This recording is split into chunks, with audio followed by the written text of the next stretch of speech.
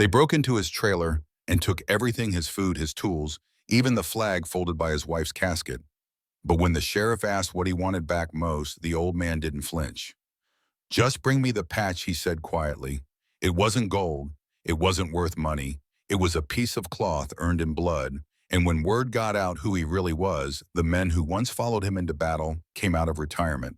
They weren't just getting a patch back. They were reclaiming a legacy. Raymond Ray Marshall had a name that nobody in town forgot, even if most barely knew who he really was. At 78 years old, he lived on the edge of rural Arkansas, tucked behind a winding county road, down past the feed store, and a rusted-out gas station that hadn't pumped fuel since '96. His trailer, older than most folks' grandkids, sat quiet under a grove of stubborn oaks, peeling paint-dented aluminum siding, and an American flag out front that never touched the ground. People in town called him Quiet Ray, not out of disrespect, but because the man didn't speak unless he had something worth saying. He wasn't reclusive, he just never chased attention. You could set your watch by his morning walk 2 miles on the dot up the hill to Jake's Diner, where he'd buy a small black coffee and read the local paper. On the way back, he'd swing by Mrs. Penner's house, an 84-year-old widow with a bad hip, to let her terrier out and fill the dog bowl. That was Ray, reliable, steady, unassuming. At the VA clinic where he volunteered twice a week, the younger veterans didn't quite know what to make of him. He wasn't loud like the old Marines or quick to talk politics like the Navy boys. But when someone walked in shaking from nightmares or sat in the waiting room staring at their hands too long, Ray would quietly pull up a chair. Just sit there. Sometimes that was enough. His trailer wasn't much from the outside, but inside it told a different story. On the far wall hung a shadow box with neatly arranged ribbons, some faded, some rare. A bronze star tucked in the corner. A black and silver patch centered like a diamond in a crown. A folded American flag beneath it covered in glass with a small note. "To Ray, the strongest man I ever knew. Love, Ellie." That was his late wife. She passed in 2007. Ray had lived there since 1982. He didn't own much, but every item had meaning. The battered Zippo lighter engraved with Da Nang 68. The photograph of 5 men in jungle fatigues, arms over shoulders, faces caked in mud. No captions, no stories ever told out loud. Because few knew that before he was Quiet Ray, he was Sergeant First Class Raymond Marshall. He fought in Vietnam, served 2 tours in Cambodia, and afterward, when most came home, he didn't. He was pulled into something else. Covert missions during the Cold War. Operations that never made headlines. Deployments with no welcome home. He led teams into places where rescue wasn't guaranteed and coming back whole was a luxury. But he never talked about it. Not to the guys at the diner, not even to the VA staff. He just lived his days simply like a man who had seen enough fire to appreciate silence. That was Ray, a quiet life built not on what he said but on what he carried. And for 40 years no one disturbed it until the night someone took the patch. Final stretch home. The walk from town was one he'd made thousands of times before, quiet, peaceful, familiar. But something felt off the moment his trailer came into view. The screen door was hanging half open. The bottom hinge was snapped, and from where he stood, he could see that the main door wasn't closed properly. His gut clenched. Not fear, just that old instinct, the one drilled into him back in '68. Something had been breached. He didn't rush. He didn't call for help. He simply stepped forward, boots deliberate on the dry earth until he reached the stoop. The wood groaned under his weight. The door, once painted pale green, now chipped and scarred, swung inward with a reluctant squeal. The place had been torn apart. Drawers yanked out and dumped. Cabinets emptied. The little kitchen table flipped on its side. His mattress, stabbed and slashed, lay in a pile of stuffing and wood. The old heater he kept by the wall gone. His toolbox, the one he'd had since the '70s, gone. Even the small tin where he kept cash tucked behind the sink was missing. But it wasn't the missing tools or busted furniture that knocked the breath from his chest.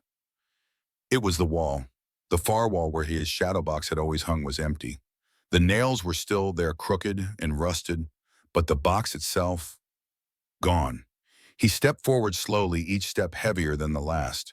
The wall looked bare, like something sacred had been ripped away. The flag Ellie had folded, the bronze star, the old jungle photo, and in the center of that case, the black and silver Delta patch. Gone. Ray's hands tightened into fists, not from rage, but from something deeper. Emptiness. That patch wasn't for show. It wasn't even officially acknowledged by most branches. Black cloth silver stitching. No rank, no name, just a shape that said everything to the few who had earned it. That patch had been handed to him in a jungle clearing at dawn on after a mission no one would ever read about.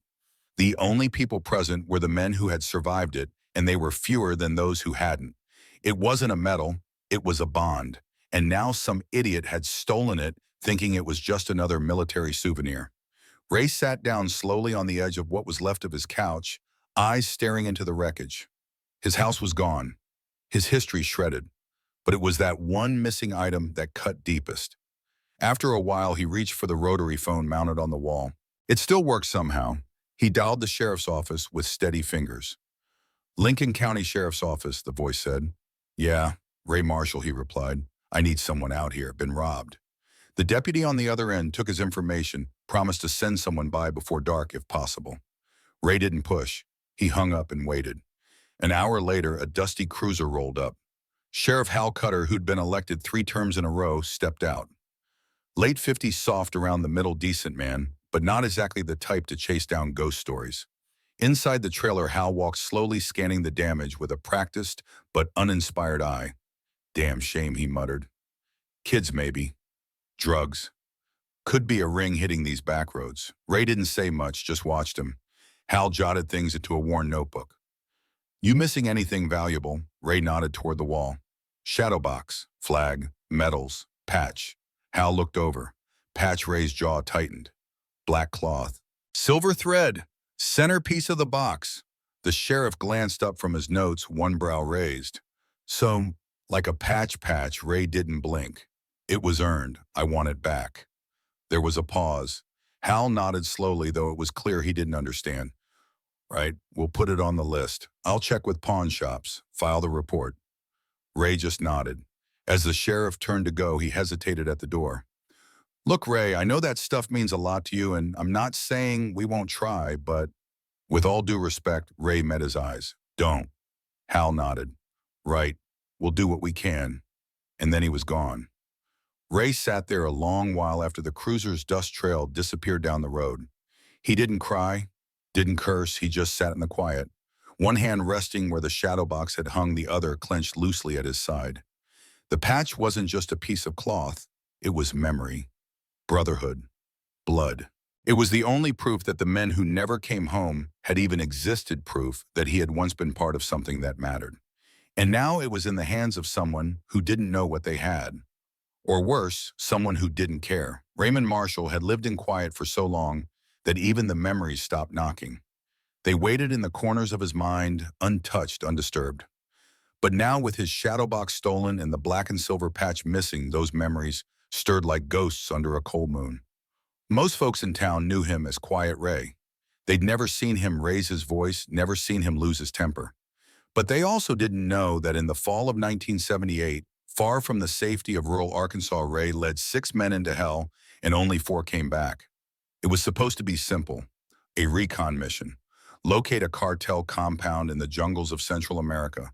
No flags, no identification, strictly black ops.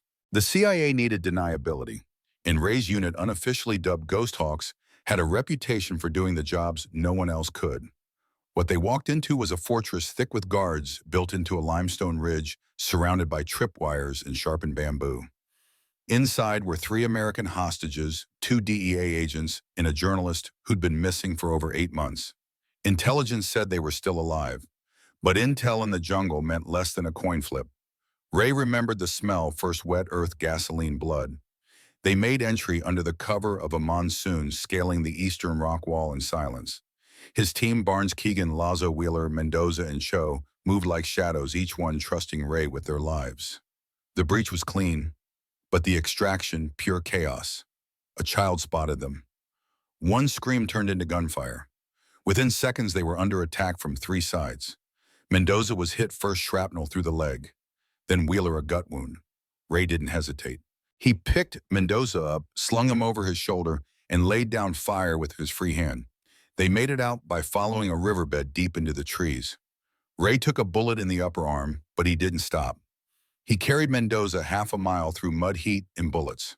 When he collapsed at the rendezvous point, bleeding and soaked to the bone, he still refused to be airlifted until the others were secured first. For that mission, there were no medals, no public records, no welcome home. The op was buried under layers of redacted reports and classified files. But a month later, in a small room at Fort Bragg, his former CO handed him a black patch, silver embroidery, minimalist design, no unit name, no rank. Only 6 men in the country wear this, the colonel said. Now it's 7. And you earned it the hard way. Ray never wore it in public, never even showed it to Ellie. He kept it behind glass, flanked by old photos and a faded compass. It wasn't for bragging rights. It was a piece of memory, of pain, of responsibility. Every time he looked at that patch, he didn't see honor. He saw the faces of Barnes and Cho men who didn't make it home. He saw the jungle, the rain, the noise, and the silence that followed. That's why it wasn't replaceable. That's why it was personal. Back in the present, Ray sat at the edge of his bed, or what was left of it, and stared at the bare wall. 40 years had passed since that mission, but the minute that patch disappeared, the memories returned like it was yesterday. He could still hear Mendoza's voice yelling, "Go leave me." He could still feel the weight of Wheeler slumping against him, whispering, "Tell my kid I tried." Those voices didn't fade. They just got quieter with time. Ray never filed for official recognition. He never spoke at Legion halls or marched in parades. His service was stitched into scars and silence. A few days after the break-in, Ray sat on his porch sipping weak coffee from a chipped mug when he heard footsteps approaching. It was Ben from the house over the ridge. Ben was 19, a skinny kid with a sharp jawline and boots too new to be scuffed. He joined the Arkansas National Guard the year prior, and Ray had fixed his lawnmower once without charging him. "Mr. Ray," Ben asked gently, standing just off the porch steps. Ray looked up from his coffee. "Yeah, I heard about what happened. My grandpa told me." Ben paused, then added, "Said they took some kind of patch." Ray gave a small nod, eyes tired but steady. "Yeah." Ben shifted awkwardly. "Was it important?" Ray looked him in the eye. There was no anger in his voice, no dramatics, just something ancient and still. "Let's just say it didn't belong to them." Ben nodded and left it at that. That night, in the silence of his room, Ben opened his laptop. He wasn't much for social media, but he was a member of a private vet forum, a place where old and young servicemen swapped stories, job leads, and sometimes just vented. The kind of place where stolen valor got you banned in seconds, and every war from Vietnam to Kandahar had at least one member who'd been there. He posted a short message: "Elder vet near me got robbed. Trailer gutted. Didn't ask for help, just wants a black silver Delta patch back.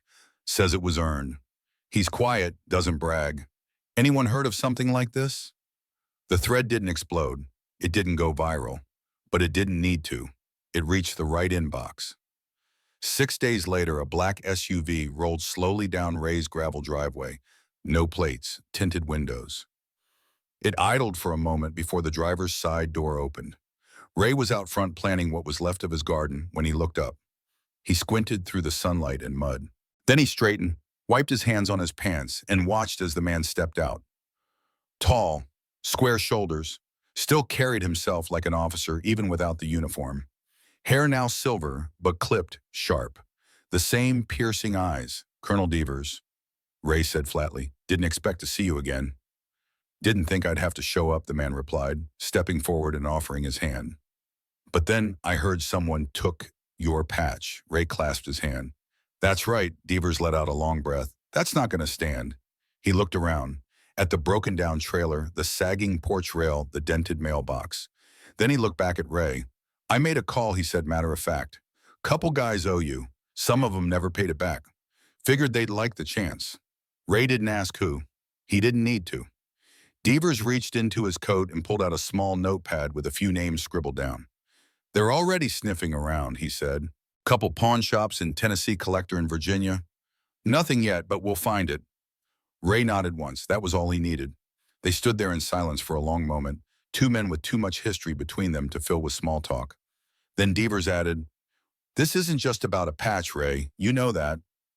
Ray looked at the horizon. Yeah, he said quietly, I do. Because it wasn't about a stolen keepsake. It was about a piece of something sacred brotherhood, sacrifice memory. And someone out there had touched it without knowing what it cost. Now the old guard was stirring again, and they were coming. The patch didn't surface right away. It didn't appear on eBay or in any local pawn shop's dusty glass case. No flashy criminal tried to show it off.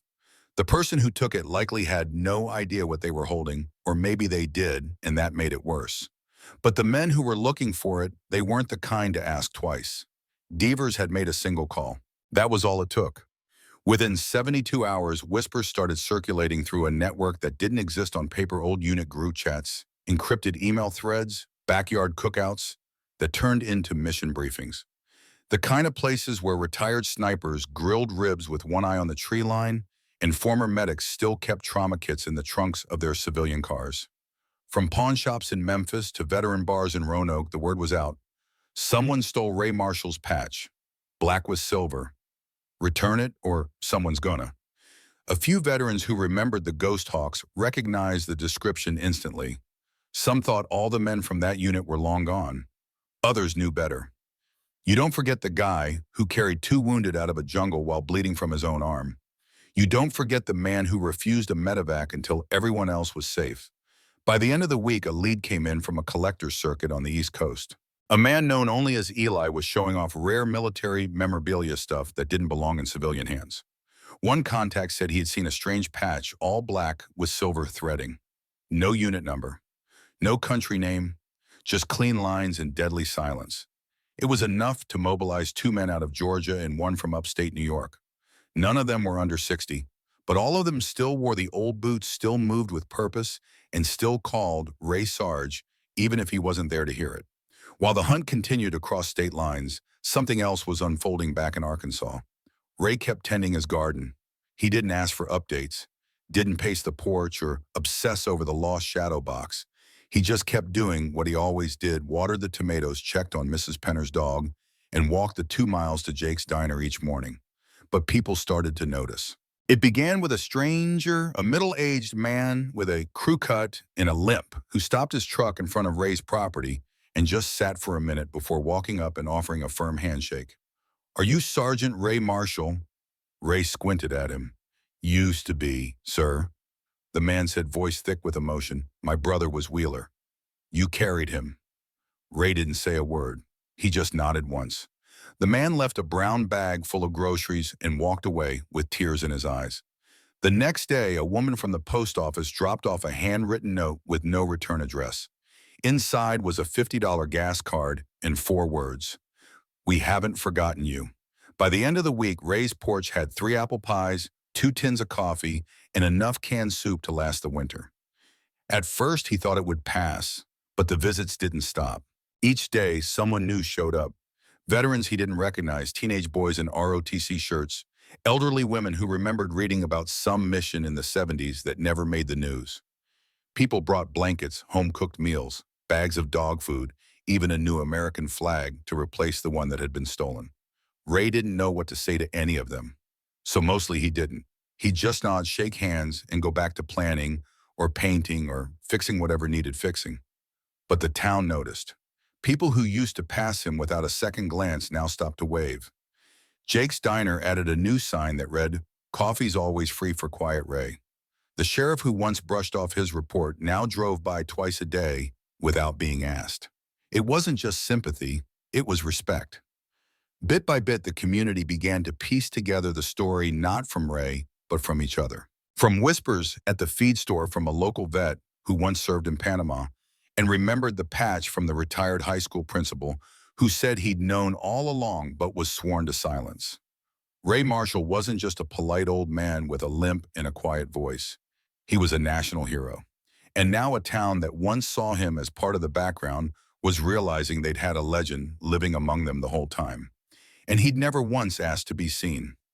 It was a gray Saturday morning in Richmond, Virginia, when the patch finally surfaced. Inside the sprawling conference center at a private military memorabilia show, collectors bustled between glass cases, flag displays, and rare artifacts ranging from Civil War buttons to Vietnam-era flak jackets. Most people there were hobbyists, history buffs, veterans, a few dealers making honest trades. But in the far back corner behind a table cluttered with shadow boxes and framed medals sat a man named Eli Caro. He wasn't in uniform, but something about him looked off. Too polished, too eager, and too willing to name a price on things that should never be sold. Propped beside a World War II helmet in a pristine display case with black velvet backing sat a single patch black with silver thread, no rank, no country, no name. Just clean, sharp lines that meant nothing to most, but everything to the few. Colonel Mike Deaver spotted it the moment he stepped inside. He didn't come alone. Flanking him were two others, both former Ghost Hawks. One was Davis, a quiet giant from Tennessee, who once carried two radios and an M60 like it was nothing. The other was Lazo, still lean despite the years, eyes always scanning, always two steps ahead. They were dressed like civilians, jeans, plain jackets, scuffed boots, but they moved like men who never really left the field. Devers didn't speak at first. He waited until Caro turned his back to show another item to a buyer, then quietly approached the table. When Caro turned around, Devers was already staring at the patch. "That's not for sale," Caro said flatly, sensing interest. "No," Devers replied. "It's not yours to sell." Caro smirked. "Well, it is now. Bought it from a guy in Arkansas. Paid cash." Lazo stepped closer. "That patch wasn't made for the public. Only 7 of those were ever issued." Caro raised an eyebrow. "That right?" Davis's voice was calm but ironclad. "You're holding the 7th." Caro tried to laugh, but it came out dry. "Look, I don't know what stories you've heard, but everything here is legal. You can't prove anything." Devers leaned in. His voice dropped to something colder than anger. "That patch was earned in blood, in silence. And you're standing on a line you don't understand." Caro's eyes darted to the exit, but it was too late. 2 men in suits emerged from the crowd, quiet, clean-cut Federal.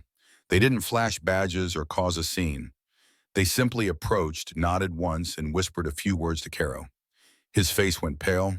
Turns out the patch was the least of his problems. Caro wasn't just some shady dealer. He was tied to a multi-state ring, trafficking in stolen military artifacts.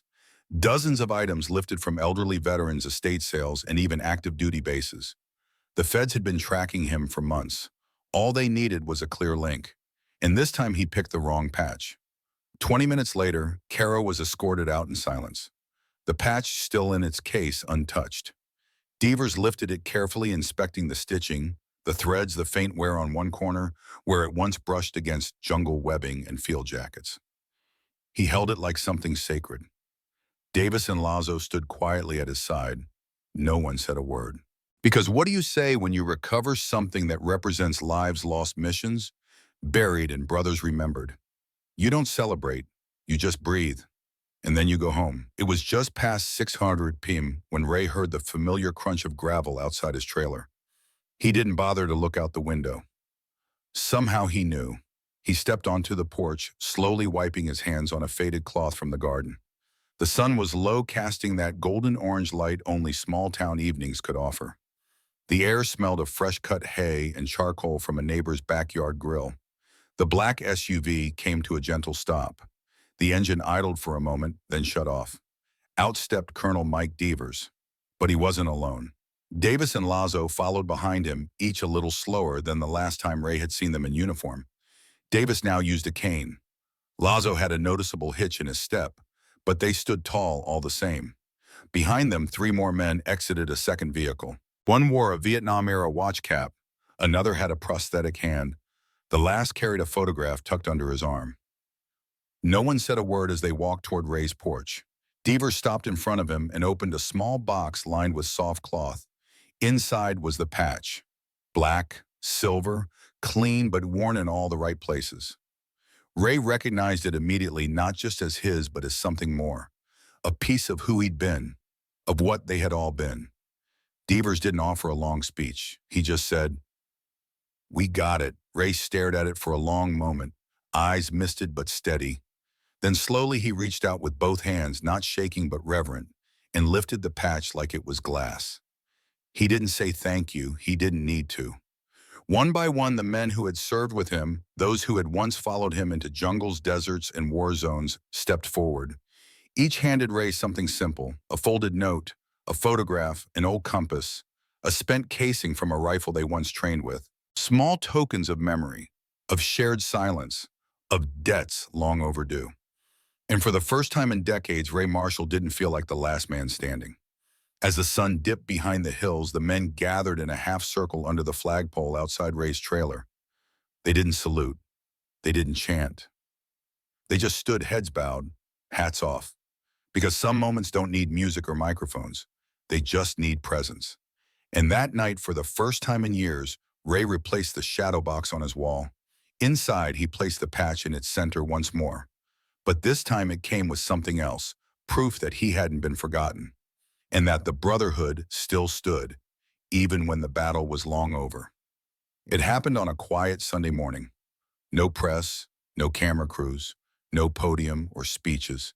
Just a handful of folding chairs set up in the patchy grass beside Ray Marshall's trailer, and maybe 24 people who understood the weight of what was about to happen. Neighbors came. The local sheriff stood in the back with his hat over his heart. The staff from the VA clinic brought coffee and folding tables.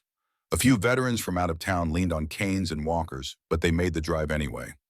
And then as the sun crept above the trees, Ray stepped forward. He didn't wear his old uniform, just a clean button-down shirt, jeans, and boots polished by hand the night before. In his hands, he held the American flag, folded tightly, corners sharp. With slow, deliberate care, he raised the flag once more on the pole outside his trailer. The wind caught it halfway up.